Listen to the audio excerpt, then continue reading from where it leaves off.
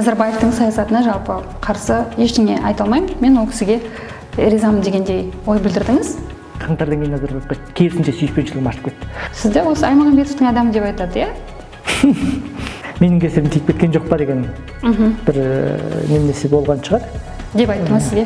Сайлаудан шеттетілгеніңіз туралы жаздыңыз, иә? Мен білім саласындағы бизнес жасап жүрген адам ретінде біреуден бір қомақты сомада қарызға ақша алғам. Өзіңіз сайлау науқанында белсенді болдыңыз ба? Барып дауыс бердіңіз ба біреулерге? Сайлау күні таңертең сағат 7-де тұрып, машинамен мініп қаладан шығып кеттім.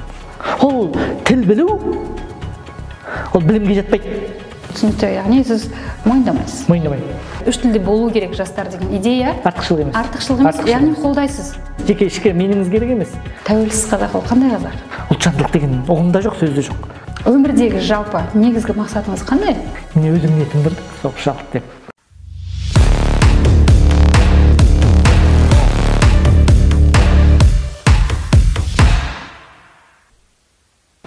Армысыздар, құрметті көрермен, өздеріңізбен бірге Қамшыгер жобасы. Менің есімім Салтанат Бердешқызы және бүгінгі біздің спикеріміз педагог, PhD докторы, Астанадағы номері 90-шы ұлттық гимназиясының директоры, қоғам белсендісі Айтжан Ахметжан. Қош келдіңіз. Қош көрдік. Сөздің басында жаңа камераны қоспай тұрып айтып жатсыз ғой, химия туралы сөйлесек деп. Химия пәнінің мұғалімісіз, иә, негізі.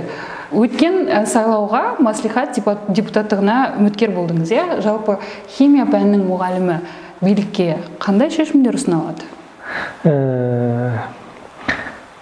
Химия пәнінің мұғалімі деп қарастырған кезде, шыны керек, мен өзімді бір химияның деңгейіне байлағым келмейді. Мен 10 жылдан астам уақыт білім саласының сарапшысы ретінде, білім саласының күрделі мәселелерін көтеріп жүрген адам ретінде, білім мен ұрпақ тәрбиесіне үздіксіз мәселе көтеріп келе жатқан адаммын. Сондықтан менің мәслихатқа барудағы басты мәселем химияның мәселесі емес, ол ұлттың, білімнің, ұрпақтың мәселесі еді. Түсінікті. Басты ниетім осы. Түсінікті. Бұл сұраққа әлі оралармыз. Әлеуметтік желіде сайлаудан шеттетілгеніңіз туралы жаздыңыз, иә? Осы туралы тарқатып айтып кетейікші. Баяғыдан Қожанасырдан біреу арқаны сұрап барса, су құйып қойдым деп айтады дейді ғой. Неге су құйдыңыз десе, неге қалай арқанға су құясың десе, енді бермейтін арқанға су құймағанда не істеймін деп айтады дейді ғой. Сол сияқты шеттету деген мәселені амалын табады екен, тапты. 2021 жылы жазда біреуден, мен білім саласындағы бизнес жасап жүрген адам ретінде, біреуден бір қомақты сомада қарызға ақша алғам, нотариалды бекітіп, 6 ай 7 айға бөліп қайтаруға. Сол ақшаны 2022 жылы қайтарып тастағам, желтоқсан айында. Мен ешкімге қарыз болмағаннан кейін, мен немде көрсеткенім жоқ. Салық декларациясында. Өйткені ол жерде ешқандай міндетім жоқ, қарызым жоқ. Бірақ тауып шыққаны соны нотариустан қарызы жабылды деген керісінше және бір қағаз алу керек екен, егер сен қарызын жапсаң. Мен сотта дәлелдеп, мен қарыз емес деген қағазды көрсеттім, бірақ сот 18 ақпанға дейін бұны тапсыруым керек еді, 18 ақпанға дейін тапсырмадыңыз. Сондықтан жіберілмейсіз деген жауап алдым. Енді нақты тапсырма екендігінің дәлелі мені бастапта маған 2 мәрте хаттама шығарып берді. Бірінші мәрте хаттамада мені парламент сайлауына парламент депутатына қолданылатын баппен шеттетті. Мен оны әлеуметтік желіде жаздым. Мен парламентке емес, мәслихатқа кетіп бара жатқан адаммын. Ал менің тапсырған округім ол мәслихаттың ғана мәселесін қарайтын округ. Ал ол қалай парламенттікімен шатасып отыр? Егер жоғары жақтан тапсырма болмаса, ол өйткені мәслихаттікіне жұмыс істеп отырған сайлау округі шатаспайды ғой, егер округтың шешімі болса. Ол жоғарыдан шешім, сондықтан шеттетілдім. Бұл туралы әлеуметтік желіде жаздыңыз, сотқа жүгіндім дедіңіз. Ақиқатқа қол жеткізе алдыңыз ба? Жоқ. Өйткені соттың шешімі ол шеттету керек дегендегі бағанағы арқанға су құйған сияқты кез келген қанша жерден дәлел көрсетсең де сенікі мойындамайтын жағдай. Сондықтан бір рет сотқа шағымдандым, сот отырысы өтті, 3 мәрте тыңдау болды, бүкіл дәлелімді көрсеттім. Жоқ, ең соңында уақыт мәселесімен не істеді? Негізі уақыт мәселесін маған емес, оларға қою керек еді. Декларация 15 календарлық күнде тексерілу керек. Мен декларациям қолыма хаттамамды 21-ші күні берді. Яғни негізі уақыттың сұрауын олардан сұрау керек еді. Бірақ сұрамады. Содан арғай мен де бермейтінді жұлып алғым келген жоқ. Ендігі қадамыңыз қандай? Мен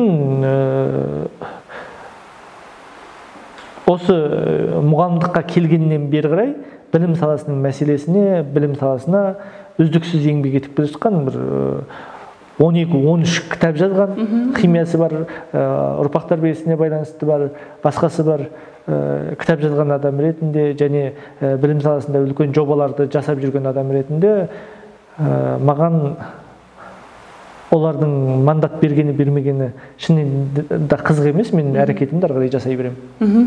Яғни жаңашылық, ағартушылық қызметіңізді ары қарай жалғастыра бересіз. Жақсы, мәслихатқа депутат болып келгенде қандай ұсыныстармен келмекші болдыңыз? Не ұсынбақшы болдыңыз? Мәслихатқа келген кезде бірінші менің Астана қаласының мәслихаты ретінде Астанада ұлттық білім кеңістігін қалыптастырғым келді. Ұлттық білім кеңістігі нақты. Себебі Астана Қазақстанның паспорты. Бүкіл облыс Астанаға қарап бой түзейді. Онда Астанада мемлекеттік тіл Астананың мектебінде орнын таппаса, ол мемлекетте орнын таппайды. Жақсы, түсінікті. Елорда деп айтып жатсыз ғой. Нақты қандай шешімдермен келмекші болдыңыз? Сондықтан Астанада, айтып отырмын, Астанада бір мектептерде нақты ұлттық білім кеңістігін, қазақстандық бір білім брендін қалыптастыруға мәслихаттан әсер еткім келді. Өкінішке орай орындалған жоқ. Осы идеяны, яғни нақтырақ айтсақ, алға тартқыңыз келді, иә? Алға тартқым. Басты мақсатым осы. Мен қазір ұлттық мектептің жобасын жасап, 2 жылдан астам уақыт ұлттық мектептің жобасын жасадым. Белгілі бір деңгейде қазір концепциясы дайын. Ұлттық мектеп концепциясы. Осыған тоқталайықшы, ол қандай концепция? Кімдерді тәрбиелеп шығарасыз? Қандай осылай нақтылап егжей-тегжей айтып берсеңіз, оны біреулер шатастыруы мүмкін, салт дәстүрмен байланыстырып, иә? Ұлттық мектеп деген кезде бізде қоғамда мынандай шатастыру бар да, бұған дейін де біреу тоғызқұмалақты кіргізеді да, мен ұлттық мектеп жасап жатырмын дейді. Біреу қазақ күресін кіргізеді да, мен ұлттық мектеп жасап жатырмын. Жоқ, ол ұлттық мектептегі кішкентай ғана бір 0,1% құрайтын элемент қана. Ұлттық мектептің тәрбиесі, ұлттық мектептің ішкі сыртқы келбеті, ұлттық мектептің амандасуынан бастап, бүкіл тәлімі, ұлттық мектептің бағдарламасы, яғни пәндік бағдарламалар, ол жердегі биология, физика, химиядан тартып, пәндік бағдарламалары, ұлттық мектептің негізгі ұстанымдары, жалпы әлемде білімнің бренді деген түсінік бар. Біз Фин мектебінің бренді деп ең әлемдегі танымал мектеп Финляндияның мектептері. Біз кез келген бір білім саласына туралы айтсаң, Жапонияның мектептері сияқты болсақ деген бір арман бар ғой біздікіне. Өйткені олардың бәрі брендке айналған мектептер. Ал Қазақстанда өкінішке орай брендке айналған мектеп, қазақстандық брендке айналған мектеп жоқ. Мен оны менің білім саласында жүрген әріптестерім ренжімесін. Қазақстандағы ең танымал 3 мектепті айтайықшы. Қазақ лицей, РПМ-шы, яғни Жәутіков атындағы. Екіншісі білім инновация лицейі, яғни бұрынғы қазақ-түрік лицейлері, ол мектептің ар жағы түрік лицейлерінің бренді. Назарбаев зияткерлік мектебі, ол Кембридждің бренді, яғни біздегі танымал мектептердің ешқайсысы ұлттық модель емес. Кім шәкірті бұндай мектептің концепцияның ерекшелігі неде? Мысалға бізде қазіргі таңда қазақ тілінде білім беретін мектеп білім ордалары жетерлік, иә? Одан ерекшелігі қандай? Бұл кез келген мектептің өсіп шыққан кезде, яғни мектептен бітіруші түлектің бойындағы болатын құндылық, ол мектептің негізгі концепциясын айқындайды. Мысалы, бағанағы жапон мектептері деп айтады, жапондардың кішіпейілдігі, еңбекқорлығы сол мектептің тәрбиесі. Ал біздің, менің көксейтін ұлттық мектептің тәрбиесі қазақ ұлтының кешегі әлемнің екінші ұстазы туған далада ғылымға, білімге, көшпелі мәдениеттің үлесі бар екендігін, қазақтың да ғылыми үлесі бар екендігін келген уақытта айта алатын, дәлелдей алатын, ұлтқа деген сүйіспеншілігі тіл жүзіндегі бір ұран емес, нақты ғылыми көзқараспен қарай алатын, ұлтын шын сүйетін ұрпақ тәрбиелеп шығу. Өзіңіз сайлау науқанында белсенді болдыңыз ба, барып дауыс бердіңіз ба біреулерге? Өзіңіз партиялар қатысты, мәжіліске, олардың бағдарламасымен таныстыңыз ба, сараптадыңыз ба? Мен сайлау науқанында белсенді болдым, барлық партияның, дерлік барлық партияның бағдарламасын көрдім, сараптадым.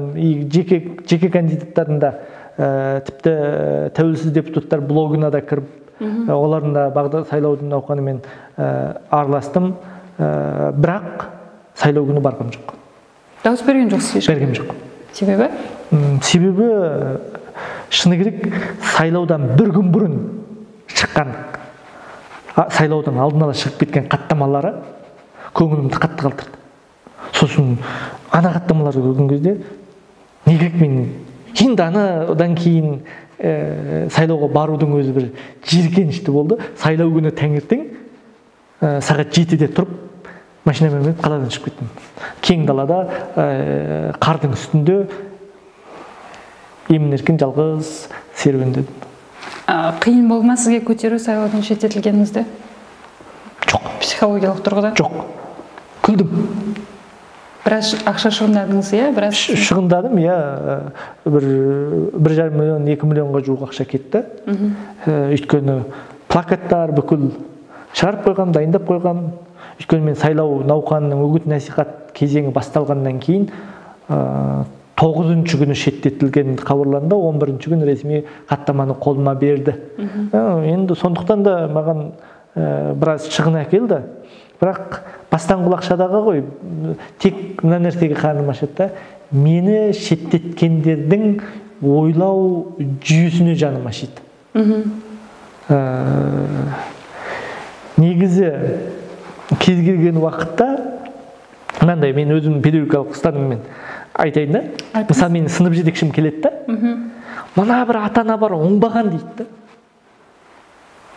Осыдан құтылайықшы дейді. Жоқ деймін. Ол ата-ана саған керек деймін. Егер ол ата-ана жоқ болса, бүкіл сөзіңді сыныбың мақұлдай беретін болса, сенің жұмысың өспейді, не қылмайды. Өйткені саған, мысалы мен әлеуметтік желіде бір мақала жазатын болсам, Назгүл Қожабек калка деп сынамас екен деп ойлаймын да. Мен соған қарай постымды қайта бір оқып шығам. Калка деп сынамас екен деген дүниемен. Өйткені мен соған дайындалам да. Сол сияқты мәслихатта болсын, парламентте болсын, бір түрткі ойланатын дүние болу керек қой. Өйткені барлық адам бір пессимист болу керек дейсіз ғой. Бір пессимист болу керек. Егер пессимист керек болса. Сол сияқты бір былай айтқанда мен енді өзімді бір пессимистке жатқызбаймын. Жоқ, ол енді Досым Сәтбаев айтпақшы, ол шындықты айтатын, бір сын айтатын, принципшіл адам ретінде. Мысалы мен енді орыс тілінде осы күнге дейін бірде бір құжатқа қол қоймайтын қазақпын. Сондай бір принципті дүниеге отырып алатын бір адам кез келген жерге керек деп ойлаймын. Түсінікті, жалпы осы жылғы сайлауды қоғам белсендісі ретінде, жанашыр ретінде қалай ойлайсыз? Бір жаңашылдық болды, өзін-өзі ұсынған үміткерлер болды, бір сатыға болсын көтерілдік деп ойлайсыз ба? Жоқ, ойламаймын. Себебі құрттың атын жаңылтып малта қойды. Ештеңе өзгерген жоқ деп ойлайсыз? Егер мен айтар едім, мажоритарлы жүйеге партиялар қатыспаған болса, өзгеріс болды деп айтар едім. Жаңа партиялар 30 орын. 30 мандаттық орынның, яғни 29 мандаттық орынның 23-ін Аманат партиясы мажоритарлық тізімнен қайтадан алып алған тұрғыда 6 орын болған ретінде 6-ның өзінің ішіне Аманаттың мүшелері де бар. Аманат партиясы мүшесі, бірақ жеке мандаттықтан түскен. Сондықтан мен бұны айтып отырмын, құрттың атын жаңылтып малта қою деп қана атаймын. Жақсы, түсінікті. Өз деңгейіңізде қалай ойлайсыз? Біздегі жалпы сайлау өткізу мәдениеті, өзгеру үшін, оңалу үшін, жақсару үшін қандай қадамдардан бастау керек? Мен үнемі айтатын бір сөзім бар. Мен Конституцияның бірінші бабының бірінші тармағы орындалғанын қалаймын. Сол орындалса, біз дұрыс ел боламыз. Сол орындалмаса, ешқашан біз дұрыс ел болмаймыз. Ол жерде үш-ақ сөз бар. Қазақстан өзін тәуелсіз, зайырлы, демократиялы, құқықтық мемлекет ретінде орнықтырады. Осы төрт сөз орындалсыншы, тәуелсіз, зайырлы, құқықтық, демократиялы. Осы жерде құқықтық орындалған жоқ. Сайлауда бағана қаттаманы алдын ала жасап тастаған, дауыс ұрлаған, топтап әкеп салып жатқан адамдарға қылмыстық жаза қолданбай, құқықтық мемлекет ретінде біз ешқашан алмаймыз. Түсінікті. Білім жанашырымын деп жатсыз ғой жалпы, ұлт жанашырымын деп. Сізде осы Аймағамбетовтің адамы деп айтады, иә? Не ойлайсыз бұл туралы, не айтасыз? Аймағамбетовтің адамы, біріншіден Аймағамбетовтің адамы қарапайым деңгейде мектеп басқарып отыруы мүмкін ба? Бір. Екіншіден, Аймағамбетов аманаттың белді мүшесі ретінде Аймағамбетовтің адамы сайлаудан шеттетілуі мүмкін ба? Күлкілі дүние мен үшін. Иә, мен Аймағамбетовпен Асхат мырзамен өмірде дәм-тұздас болдыңыз? Дәм-тұздас болдым, жақын сырласып әңгімелесіп, көп сөйлесіп тұрамыз. Бірақ менің ешқандай бір жеке мәселеде Аймағамбетовпен бір талқылаған емес адаммын. Жеке мәселені? Аймағамбетовпен мен министр кезінде де әлі де мен негізінен білім саласының бір сағат отырып сөйлессек те, бір телефонда сөйлессек те, 10 минут сөйлессек, соның 9 минуты білім саласының мәселесіне арналады. Сайлаудан өтпей қандай хабарластыңыз ба? Ол жазды. Онсыз да істеп жүрсің ғой. Нерві жетпей қойды. Өйткені Аймағамбетовтің мені қолдаған видеосы шыққан күннің ертесі мен шеттетілдім. Соған байланысты менің кесірім тиіп кеткен жоқ па деген бір немнесі болған шығар. Деп айтты ма сізге? Енді білмеймін, сабырлық қыш не қыласың, қатты нервіңді құртпаш деді. Сосын Асеке күліп отырмын, не істеп отырғам жоқ дедім. Егер мен Асхат Қанатұлымен министр болғаннан кейін таныстым. Яғни министрлік қызметінде кезінде таныстыңыз? Оның өзінде білім саласына ұсыныстар айтып, шақырып Қандай ұсыныстар айттыңыз? Қандай шешімдердің қабылдануына септігіңізді тигіздіңіз? Дәм-тұздас ретінде қасында жақын досы сырласымы болдым деп жатсыз ғой. Сырласы ретінде енді қандай шешімдердің қабылдануына әсер еттіңіз? Мен арғы жағынан бастағым келеді, Аймағамбетовке дейін. Бүгінгі педагог мәртебесі туралы заңның қабылдануына тұңғыш рет ұсынған сол заңды қабылдау керектігін адам ретінде сол заңның бастауында тұрған адам ретінде өзімді айталам, толыққан. Бұл бір. Екіншіден, Асхат Қанатұлының тұсында ең көп араласқан бір тірлігім, ол менің арманым болды, бұл ұлттық бірыңғай тестті тазарту. Асхат Қанатұлымен сөйлесіп жүретін бір кейін Дидар Смағұловпен ұлттық тестілеу орталығының басшысы ретінде болған кезде, тығыз қарым-қатынаста болған адам ретінде ұлттық тестілеу орталығын және ұлттық бірыңғай тесттің өткізілуін, мұғалімдердің біліктілік тестілігінің өткізуіне, тазаруына үлкен бір рөл атқардым деп мен ұялмай айта аламын. Тазару қажамын.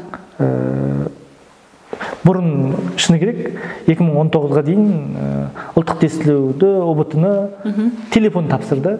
Адам тапсырған жоқ, телефон тапсырды. Мысалы, бір ғана статистика келтірейін. 2018 жыл болса керек, ұлттық бірыңғай тестке 120 мың оқушы кірді, 138 мың телефон ұсталды. Түсінікті. Бұл жаңалық болған есімізде тағы қандай шешімдерді айта аласыз? Оның одан тыс дәл қазіргі таңда оқу бағдарламалары қайта жасалып жатыр. Мектеп бағдарламалары. Менің көтерген өте үлкен бір іс, ол оқулық сапасы, оқу бағдарламаларының сапасы. Бұл іс Аймағамбетов әттең аяғына жеткізе алмады. Комиссиясын құрып, 300 адам, 350 адамдық комиссия құрып, бағдарламалар қайта жасалып жатыр. Бұның да белгілі бір деңгейде іске асуына түрткі болдым деп айта аламын. Одан тыс енді әлгі мен қазір айтсам кейбір шешімдердің, орындалған шешімдердің андай дүниеде жеңістің иесі көп қой жалпы. Оны сен істеген жоқсың, ол Тоқаевтың шешімі ғой, ол Назарбаевтың шешімі ғой кезіндегі, ол Аймағамбеттің жекісі деген сияқты әңгімелер болады. Сондықтан мен білім саласында көзқарақты оқырманның менің не істеп жүргенімді өздері тауып алса екен деген үмітім бар. Түсінікті. Нартай Аралбайұлына берген сұхбатта Назарбаевтың саясатына жалпы қарсы ештеңе айта алмаймын. Мен ол кісіге ризамын дегендей ой білдірдіңіз. Тоқталып өтесіз ба? Назарбаев заманына сын айтқым келмейді. Ризасыз. Керемет риза болмасам да, мен үшін Назарбаев деген тұлға кемшілігі мен артықшылығы қатар жүрген тұлға деп бағалаймын өз басым. Ең алдымен мен Қазақстанға келіп бүгін білім саласында еңбек етуге мүмкіндік алсам, ол сол Назарбаев шешімдерінің біреуінің пайдасы деп ойлаймын. Өйткені мен бұрын ойлайтынмын, Қазақстан тәуелсіздік алғаннан кейін шеттегі қандастар жию, Қазақстан тәуелсіздігінің бір Қазақстанның сол кездегі бүкіл зиялы қауымының шешімі деп ойлайтынмын. Өткен жыл қаңтардан кейін зиялы қауымның президент не десе соны мақұлдай беретініне, бұрынғы не айтқанында ойланбайтынына толыққанды көзім жетті. Қаңтарға дейін ондай емес деп ойлаймын. Қаңтарға дейін мен Назарбаевқа сүйіспеншілігім төмендеп болса, қаңтардан кейін Назарбаевқа керісінше сүйіспеншілігім артып кетті. Өйткені биліктегі ананшалық сатқындармен анандай шешімдер қабылдау қандай қиын екендігін түскім келмейді. Кеше ғана Нұр-Сұлтан қаласы деген кезде қол көтеріп, бүгін Нұр-Сұлтан қаласы десе, келесі қолын көтеріп отыра беретін Астана қаласы десе, қауымға бірден айту өте қиын. Кеше күй жазып, бүгін күйін өртеп жүретін қауымға білмеймін, елестетудің өзі қиын да. Сондықтан Назарбаевтың шетелдегі қандастар жию саясатының аясында келген қандас ретінде мен өзімді белгілі бір деңгейде қарыздар адам есептеймін. Мен ғана емес, мен шетелдегі 1 миллионнан астам қандас келді сол шешіммен. Егер Назарбаев ол кезде жинамаймыз десе, ана билік жинамай-ақ қояйық дұрыс деп қол көтере беретіндігіне мен сендім да. Өйткені қаншама шешімдер солай қабылдап жатыр ғой. Президент айтса, болды, дұрыс. Сондықтан келесі мысалы қазіргі кеше ғана Петрополда туған оқиға, сепаратистердің оқиғасы. Егер Астана Ақмолаға көшпеген болса, Астананың маңайында соншалық қазақ қалыптаспаған болса, Астана және Астананың маңында 2 миллионнан астам қазақ шоғырланбаған болса, солтүстік облыс қазір не болатын еді деп елестету қиын да. Сондықтан Назарбаевты сынағым келмейді. Біріншіден, бұл бір шешім. Екіншіден, мен оны сынайтындай кім едім деп ойлаймын. Басқа билік өкілдерін сынап жүрсіз ғой? Мен көбінде салалық жаққа ғана тіл қататын адаммын. Мен өзім сөйлейтін 2-3 сала бар. Басқа салада көбінде сұхбат беруге тырысам. Журналистер хабарласса да. Білім, ұрпақ тәрбиесі, тіл, ұлт. Анда-санда көші-қон мәселесіне енді шеттен келген қандас ретінде. Мен экономикаға, мен саяси үлкен әлемдік саясат туралы ешқашан сұхбат бермеймін. Мен сынасам, мысалы, сыртқы істер министрі немесе қорғаныс министрі, мен аэроғарыш министрлігін, немесе цифрландыру министрлігін сынамаймын. Мен сынасам, өзімнің білім ғылымды ғана сынаймын. Өйткені мен білетін саламда. Экономика саласында идеология жоқ деп ойлайсыз ба? Бізде тұтас мемлекетте идеология жоқ қой. Жоқ, жалпы экономика саласында идеология бар ма, жоқ па? Жоқ. Жоқ. Түсінікті. қазаққа қызмет ету үшін міндетті түрде қазақ тілі болу керек па? Керек. Мен бағана бұны басында айтып кеттім ғой. Қазақ тәуелсіздігі мен Қазақстан тәуелсіздігі бір ұғымға айналған кезде бұндай сұрақтар туындамайды. Түсінікті. Қазаққа қызмет етіп жүрген бірқатар азаматтарды атап өткім келеді бұл жерде. Мәселен, бұл жеке менің пікірім емес, қоғамда ел аузында жүрген, мысалы Мұхтар Жәкішев мырза, Олжас Сүлейменов, Досым Сатпаев қоғамның мәселелерін талқыға салып жүрген. Кешірім сұраймын, Олжасты қоспай ақ қойшы, өтініш. Басқаларын, мысалы, қазіргі заманның қазіргі белсенділері туралы. Мен алаш қайраткерлерінің жасап кеткен аргументінің біз үшін, қазақ үшін аксиома, дәлелденбейтін шындық екендігін нақты айта аламын. Дәлелденбейтін. Дәлелдеуге қажет етпейтін шындық екенін. Дәлелдеуге қажет етпейтін шындық екенін айта аламын.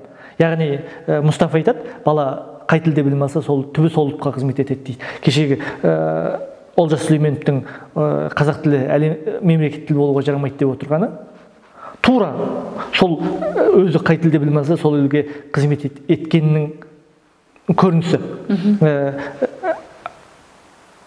Орыс тәрбиесін алған адам ешқашан қазақ ұлтына қызмет етіп жаратпайды деп айтқан тағы да Міржақыптың сөзі бар. Мен сөзді нақпа-нақ келтіре алмай отырмын. Орыс тәрбиесін алған адам ешқашан ұлт қызметкері бола алмайды дейді. Мен айтып өткен фамилиялардан бөлекте кісілер бар ғой, енді ол түсінікті, яғни сіз мойындамайсыз. Мойындамаймын. Бағанағы ұғымда ол Қазақстанға қызмет етуі мүмкін, Қазақстанның тәуелсіздігіне, Қазақстанның дамуына еңбек етуі мүмкін, бірақ қазақ дамуына деген ұғым басқа да, қазақтың ұлт ретінде көркендеуіне деген басқа ұғым. Түсінікті. Үш тілді жастар идеясы осыдан бірнеше жыл бұрын алға тартылып жүрді ғой. Заманауи жастар 5 жыл бұрын 2017, заманауи жастар үш тілді болу керек деген, заманға сай жастар үш тілді меңгеруге, қатар меңгеруге тырысты. Кемшілік деп ойлайсыз ба? Артықшылық емес. Солай айтайыншы. Артықшылық емес. Артықшылық емес. Тіл білу артықшылық емес. Соны тіл білу білім емес. Мен 5 тілде сөйлейтін адам білем, бірақ та білімі жоқ. Ол тіл білу, ол білімге жатпайды. Түсінікті, ол басқа әңгіме, басқа тақырып. Осы идея, үш тілде болу керек жастар деген идея артықшылық емес. Артықшылық емес, яғни қолдайсыз. Онда тұрған артықшылық емес, қажетті болмауы мүмкін, бірақ қарсылығым жоқ деп отырсыз ғой. Сондай ма? Жоқ. Кемшілік емес, әркімнің өз шаруасы. Кемшілік емес. Кемшілік емес, артықшылық емес. Білсе біле берсін. Бірақ тілді мемлекет қаржыландырып, тілді үйреткеніне қарсымын. Біздің мектептердің мектеп емес, тіл орталығы болуға қарсымын. Тіл үйрету орталығы. Бұл сұрақты қойып отырған себебім, бір сұхбатыңызда осыған дейінгі осы идея туралы үш тілді болу керек деген жастардың осыдан 5 жыл бұрын деп өзіңіз айтып отырсыз ғой. Артында басқа саясат тұр деген ойыңызды естіп қалдым. Орыстандыру саясаты, орыс тіліне үстемдік беру саясаты. Қазір артықшылық емес деп айтып отырғаныңызға. Енді артықшылық емес. Яғни ол бізде мынандай дүние бар да, біз үш тілді білеміз деп мақтанады жұрт. Ол мақтанатындай артықшылық емес. Бұл енді нәтижесі ғой, мен жалпы идеяны айтқан. Енді бізге қазір Қазақстандағы үш тіл бағанағы ағылшын, орыс, қазақ. Ең төменгі дәреже қайсында? Сізден сұрақ. Ең төменгі дәреже қайсында? Мен үшін бірінші дәреже қазақ тілінде. Жоқ, қоғамда. Сіз үшін емес, жеке ішкі меніңіз керек емес. Қоғамда үшеуінің орнының статусында ең төменгі статус кімде? Қазақ тілінде. Қазақ тілінде деп айтқыңыз келіп отыр. Қазақ тілінде. Өйткені экономиканы қазақ тілінде сөйлей ма? Техниканы қазақ тілінде сөйлей ма? Саясатын қазақ тілінде сөйлей ма? Президенттің қазақ тілінде сөйлей ма? Үкіметтің қазақ тілінде сөйлей ма? Сөйлемейді.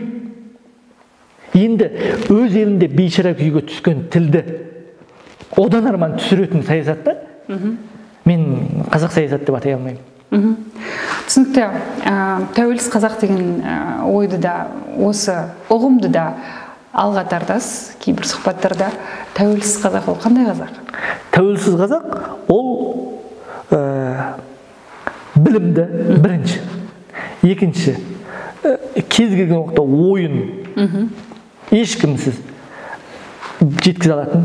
Үшінші, мемлекеттен кез келген уақытта жалақысы болсын, басқасы болсын тоқтап қалса, өзін-өзі асырап кете алатын. Яғни тәуелсіз өмір сүре алатын, біреуге алақан жаймайтын, мен жұмыстан шығып кетемін деп қорықпайтын, біліммен кез келген уақытта бизнес жасаса да, қызмет көрсетсе де өмір сүріп кете алатын қазақ ол тәуелсіз қазақ. Ал біреуге алақан жайған қазақ жұмысынан шығып кетсем ертең жұмысқа кіре алмаймын деп алаңдап отыратын қазақ ол тәуелсіз қазақ емес. Түсінікті.